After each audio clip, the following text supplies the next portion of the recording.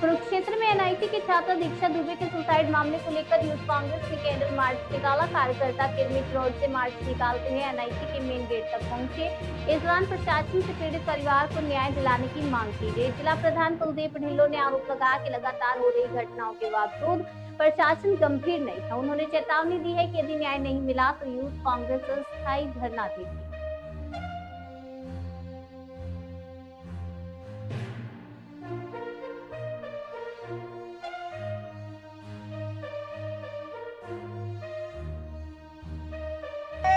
न्याय दो, न्याय दो। एनआईटी प्रशासन मुर्दाबाद, एनआईटी प्रशासन मुर्दाबाद।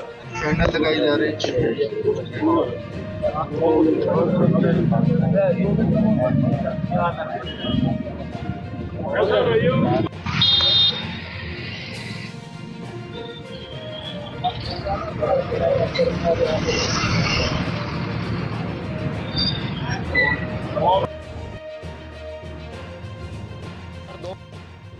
महीने से नीट के अंदर जो हमारे भारत का सबसे बड़ा इंस्टीट्यूट है और यहाँ पे बहुत से हजारों छात्र उम्मीद लेके आते हैं पढ़ने के लिए और हजारों माँ बाप के सपने होते हैं कि इस नीट में बच्चों की पढ़ाई करवाएं और उनका बच्चों का उज्जवल भविष्य बने। और इस उम्मीद के साथ माता पिता दूर दूर की स्टेटों से, बिहार से, महाराष्ट्र से, कोई कहीं केरला से, साउथ की साइड से यहाँ पे बच्चे पढ़ने के लिए आते हैं। और उनके साथ होता है क्या है, ये अपना जो हमारा एनआईटी का प्रशासन है उनको हरासमेंट देता है, टॉर्चर करता है। जब वो अपने न्याय के हकों की लड़ाई लड़ने की बात करते हैं तो उनकी आवाज को कुचलने का काम किया जाता है। अभी 2 महीने से लगातार हमारे 4 छात्राओं ने यहाँ पे सुसाइड कर लिया है और नीट प्रशासन की तरफ से कोई भी अभी तक उचित आश्वासन ना तो उनके परिवार वालों को दिया गया है और ना ही प्रशासन की तरफ से, हमारे कुरुक्षेत्र प्रशासन की तरफ से कोई उनके परिवारों को उचित देने का आश्वासन दिया है। और हमारी तो यही मांग है प्रशासन से भी और नीट प्रशासन से भी कि यदि पीड़ित परिवारों को जल्द से जल्द न्याय नहीं मिला तो हम दोबारा से फिर एनआईटी गेट के सामने परमानेंट धरना देने का काम करेगी यूथ कांग्रेस कुरुक्षेत्र की टीम। और मैं एक बात और कहना चाहता हूँ, अभी 3-4 दिन पहले हमारी दीक्षा छात्रा थी यहाँ की एनआईटी की, वो कावेरी हॉस्टल में सुसाइड किया। उसके बावजूद भी कल रात को एक छात्रा ने सुसाइड करने की कोशिश की।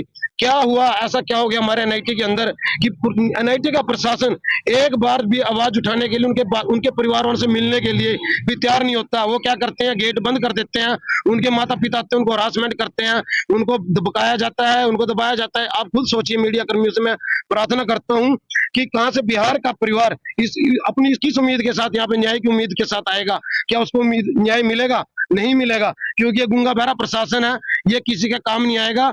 इसकी आवाज उठाने के लिए हमें युवाओं को आगे आना पड़ेगा। और मैं तो छात्रों से भी आग्रह करता हूं कि वो भी एकजुट होकर इन पीड़ित परिवारों का साथ दें और किसी न किसी साथी को तो आगे आना ही पड़ेगा इन पीड़ित परिवारों को न्याय दिलाने के लिए।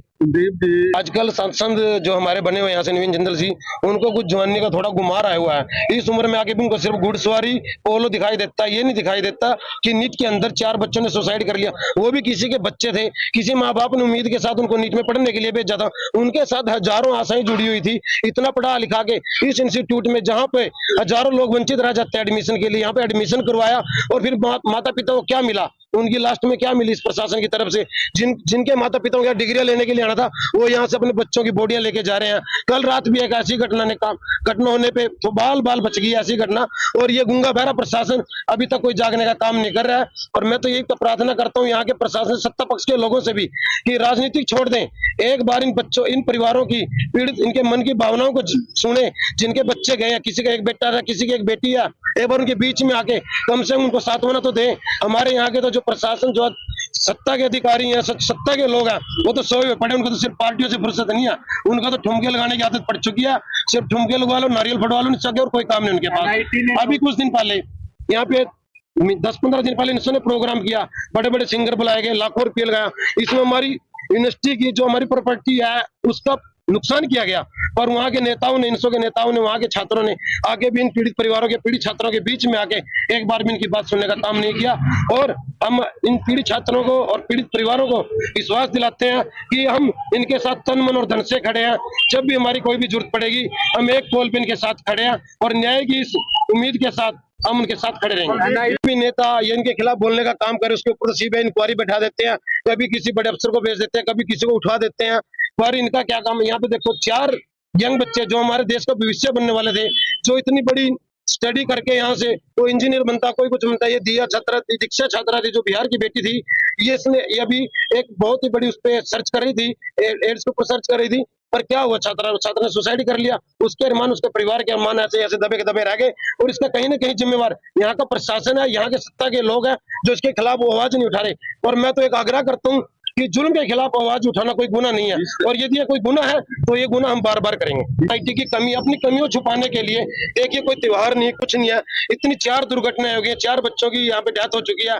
और एनआईटी ने क्या सोचा, उनके परिवारों को न्याय दिलाने की बजाय छुट्टियों के नोटिस चिपका दिए। वैसे तो यहाँ के बच्चों को छुट्टियां दी नहीं जाती, पर अब 4 मई तक यहाँ की छुट्टी कर दी है, ताकि हमारे ऊपर कोई बर्डन ना आए, ताकि कोई बच्चे का माता पिता, कोई पारिवारिक सदस्य, यहाँ के कोई युवा शक्ति उनके आवाज न उठा सके। इसीलिए एनआईटी ने अपनी कमजोरी को छुपाने के लिए छुट्टियां घोषित की हैं, और हम इसकी कड़ी शब्दों में निंदा करते हैं। सामने नहीं आते।